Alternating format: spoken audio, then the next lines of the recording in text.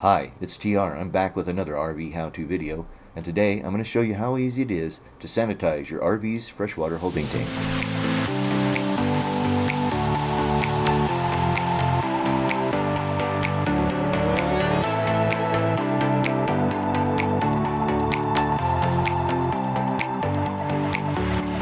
This question comes up from my most popular video on maintaining your RV's holding tanks, your black and your gray tank. I'm linking to it up here in the corner. And I always get the question, how do you sanitize your freshwater holding tank?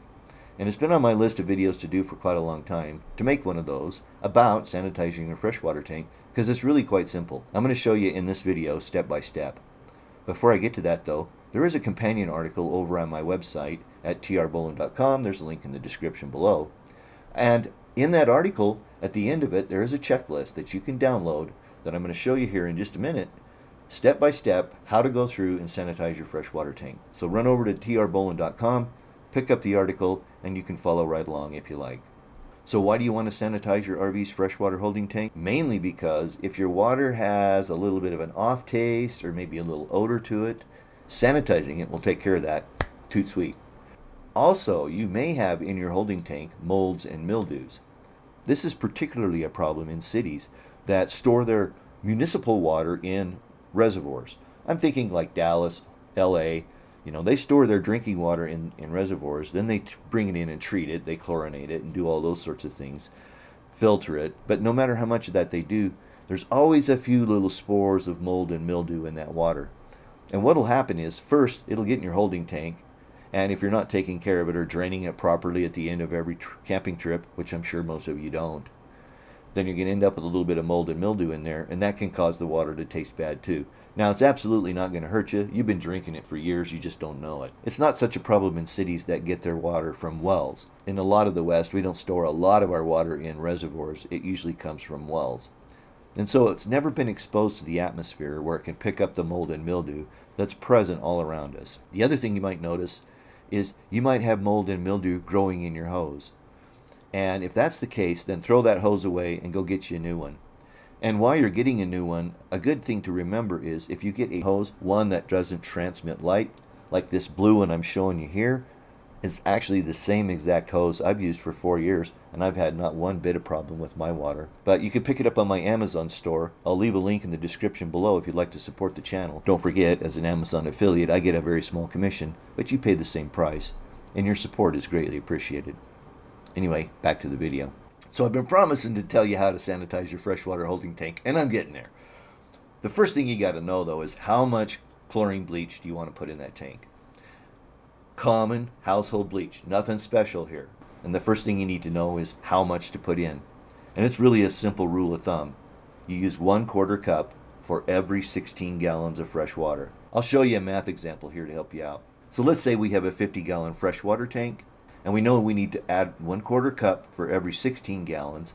So we're going to divide 50 by 16. That's going to give us 3.125. Then we're going to times that by 1/4 cup. We'll make it 0.25 so the math is easy. And that gives us 0.78 or 3/4 of a cup of bleach. So to sanitize a 50-gallon freshwater holding tank, you would need 3/4 of a cup of bleach. That's it. Do not use extra bleach to get it extra clean. It doesn't work that way. What you're going to do is create yourself a problem in that what happens is it's just going to take a little bit longer to flush the chlorine smell out of your water lines. Save yourself the time and effort and just use the ratio that's shown here.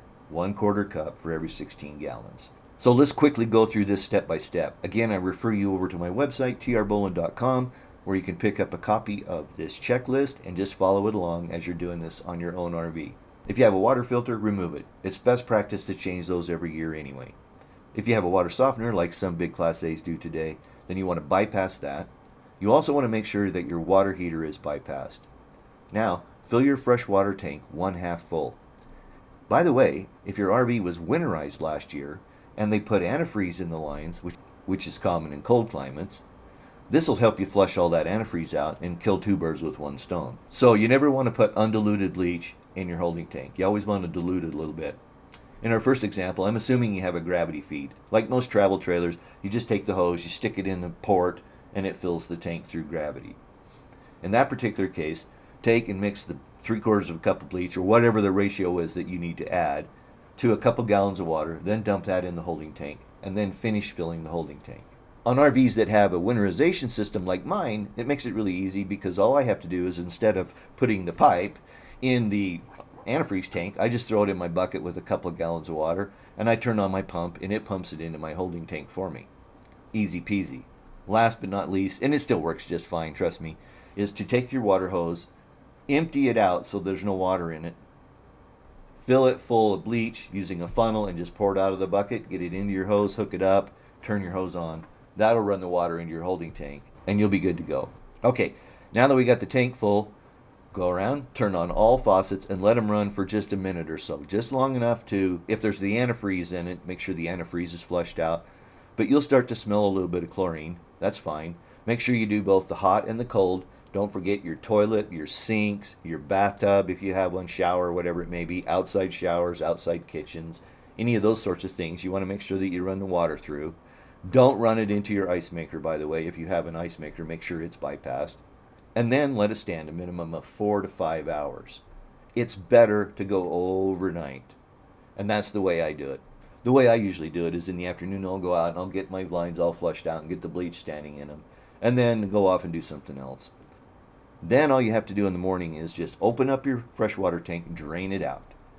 Close it up, put the hose back in, fill it back full of water, and then go in and again flush all your faucets. It might take a minute or two, but if you just run fresh water through those water lines, all the chlorine smell should go out pretty quick. You're good to go. Now, while you're doing this water system maintenance, it's a good idea to check the anode in your water heater. Just like your home water heater, your RV's water heater will have an anode in it. Once you get that anode replaced, then fill your water heater and check it out. Make sure it's working correctly. You know, turn it on, turn the propane on, or electricity, whatever you might have, and run it for a few minutes to make sure that it's working properly. Last thing, replace that water filter. And that's it. You're pretty much done. So I hope you found value in this video. If you did, give me that thumbs up. Those are always greatly appreciated. Don't forget to subscribe if you're not subscribed. I've got a ton of RV how-to videos already on my channel. I'll put a link up here in the corner to a playlist of all of them together. And there's many more to come. So be sure and subscribe, ring the notification bell so you're notified of when a new video goes up. Well, that's it. Thanks for watching. I sure do appreciate it. Till we get together for another RV how-to video, peace.